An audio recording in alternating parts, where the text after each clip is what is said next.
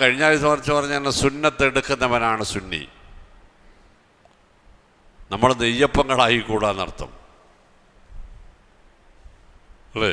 പേര് സുന്നി എന്നാണ്, പക്ഷെ അതിലെന്തില്ല?